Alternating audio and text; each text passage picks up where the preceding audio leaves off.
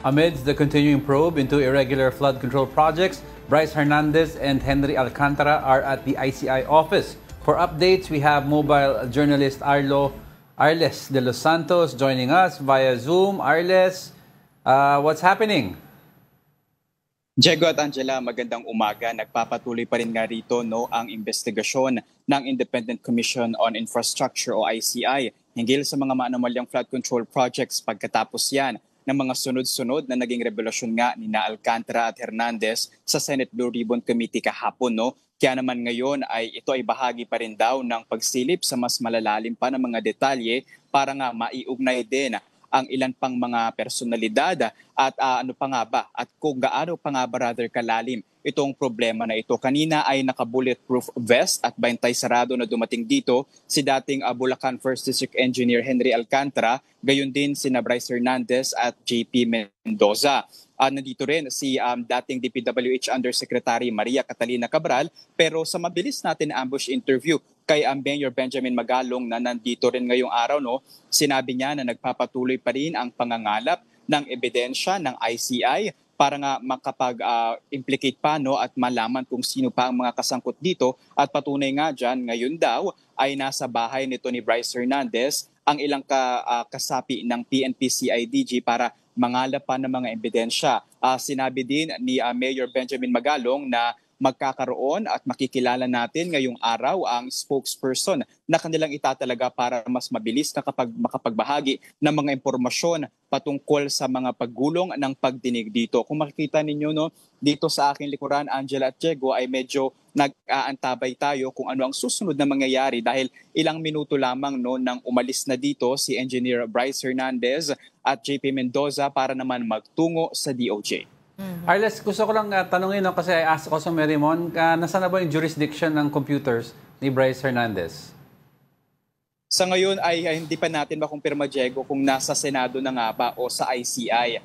Dahil ang isa sa ating mga inaasahan natin na development sa mga maanomalyang flood control projects at investigations nito ay magiging ICI na talaga ang magiging sole body para mag-imbestiga rito. Kahapon natanong natin si Senate President Tito Soto, sinabi niya na baka 2 o 3 pagdinig na lamang ang Senate Blue Ribbon Committee bago nito isubmit sa ICI ang mga nalaman nito, ang mga findings nito.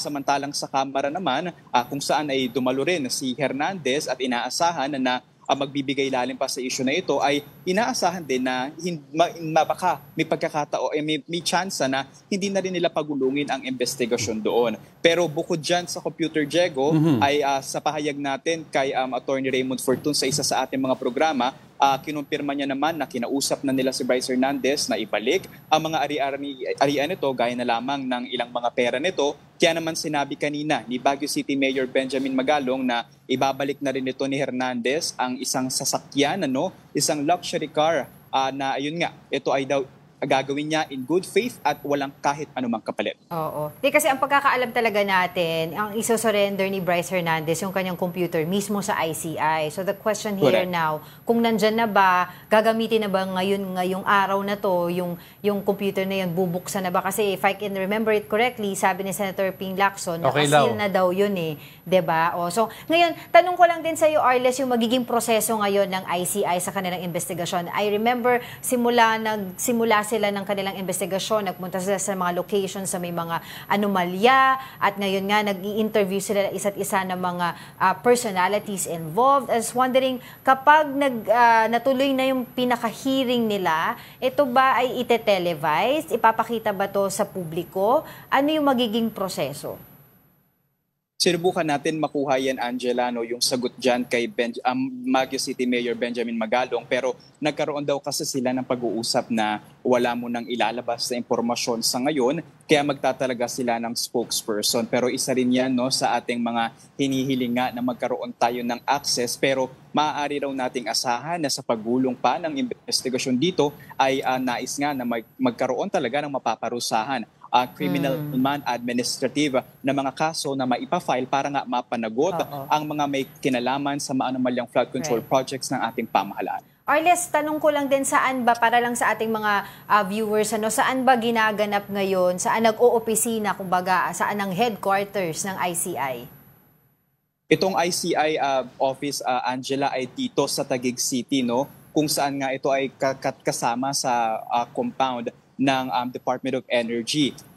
Mga ilang minuto lamang actually sa loob mismo ito ng BGC, kaya naman accessible naman siya, no, kumpara, though hindi pwedeng lahat makapasok, mabilis mapuntahan, kumbaga.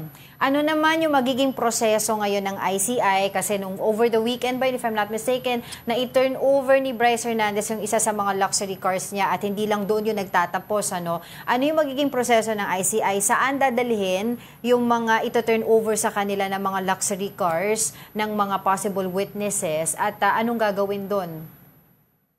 Bago natin sagutin yan, Angela, no, kanina ay nagkaroon ng press conference si Secretary Vince Dizon ng DPWH kung saan nga umabot daw ng 500 milyon ang mga pag-aari ng mga sasakyan ng ilan sa mga naiuugnay nga, no, dito sa maanumalyang flood control projects, at binabantayan yan, bukod pa yan, no, sa mga back accounts na ipinapa-freeze na ng AMLAC. Patungkol naman doon sa mga sasakyan na ito-turn over ni Bryce Hernandez, hinihintay pa natin kung ito ba ay isusubasta o titignan pa rin kung legal ba itong nakapasok at nakuha ni Bryce Hernandez at kung may mga kaso nga ba na maaaring maisampa sa kanya.